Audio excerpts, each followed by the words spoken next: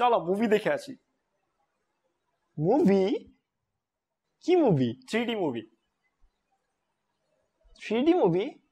তুমি জানো 3D কি? আরে 3D বুঝো না? এই যে মানে সব বাস্তব বাস্তব মনে হয়, মুভি দেখে অনেক ভয় লাগে। এরকম ভাবে আমরা দুই চোখে দুইটা ছবি দেখি এবং এটা ব্রেনে গিয়ে আমাদের মধ্যে 3D একটা ফিল আছে, সেটা দেয়। ঠিক আছে, তাহলে আজকে তাহলে এই পর্যন্তই থাক।